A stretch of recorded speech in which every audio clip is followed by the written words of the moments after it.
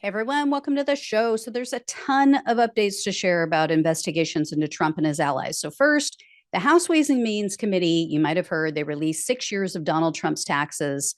And it turns out exactly what we thought. He's a liar, a loser, he's a thief. Besides showing huge losses and little to no taxable income, which is bogus, for most of the years prior to becoming president, Trump's taxes were not being audited as he repeatedly claimed, and there was absolutely no reason why he couldn't release them publicly, as all presidents do. We all knew that it was because he didn't want everyone to see either what a cheat he was on his taxes or what a failure he is.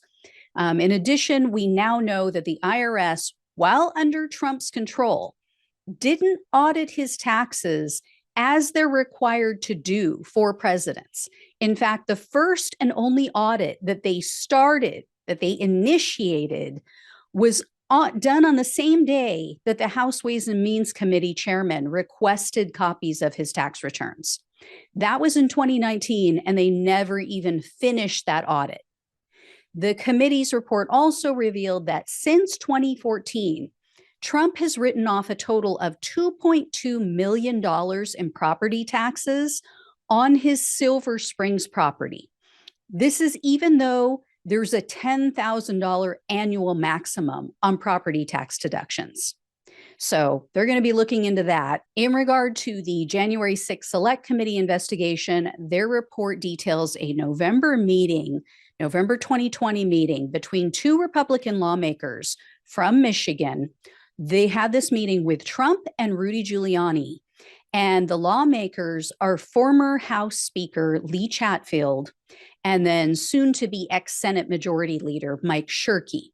They told the committee that Trump and Giuliani pressured them to overturn the election, and Chatfield recalled Trump telling them to, quote, have some backbone and do the right thing.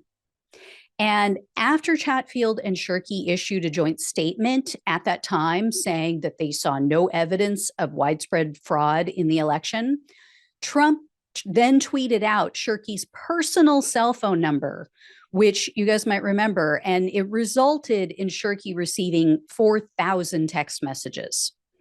It was also revealed that Cassidy Hutchinson is the witness who was told to lie to the committee by her Trump-paid attorney. It's a man named Stefan Passantino. If you watch my video about the final committee hearing, the select committee hearing, you'll recall that the committee mentioned there was a witness who said that she was told to lie and say that she couldn't recall certain facts about January 6th, when in fact she could remember them. So now we know that was Hutchinson. And it's one of the reasons why she went and hired a new attorney and then became one of the star witnesses. Evidently, Passantino told her, quote, they don't know what you know. They don't know that you can recall some of these things.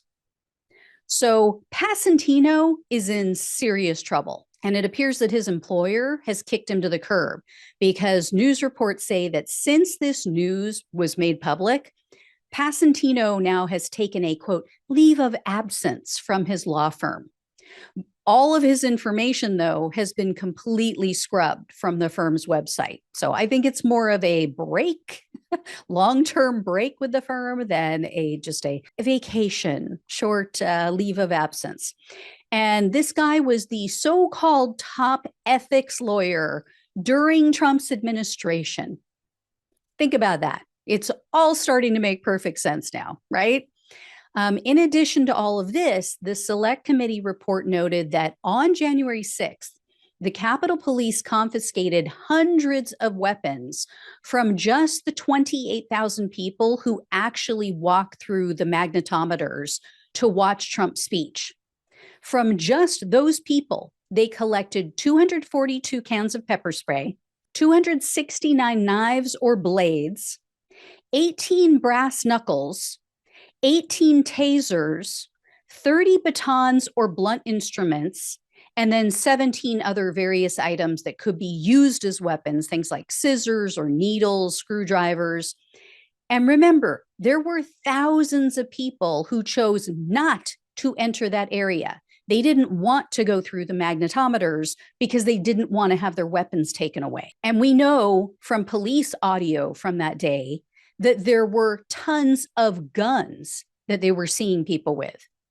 So, and we know that many people took weapons into the Capitol and onto the Capitol grounds because they have either now admitted to it or some of their co-conspirators took cooperation deals and they ratted them out. It has also now come out through some of the witness depositions that a former Trump aide was purposely excluded from a meeting with Trump and Republican lawmakers who wanted to help him overturn the election. Former White House aide Nick Luna told the committee that it was his job to sit in on meetings with Trump to make sure he was comfortable with the situation, make sure he had everything he needed. Well, according to Luna, Trump's chief of staff, Mark Meadows, told him, quote, don't come into the room today. Luna also confirmed that he witnessed personally Trump tearing up documents while he was president, which is strictly forbidden under the Presidential Records Act. He didn't know what the documents were, but he said that he saw Trump tearing stuff up. So it's unclear from news reports if this involved the 2020 election or if this was around the time that Trump was working to try to overturn the election and his whole coup plot. So I don't know. But if I find out more about that, I'll let you know. So I appreciate all of you. Please like, share, and subscribe. Please donate if you possibly can. It really helps to keep the show going. Love you all. Take care, and I'll talk with you soon.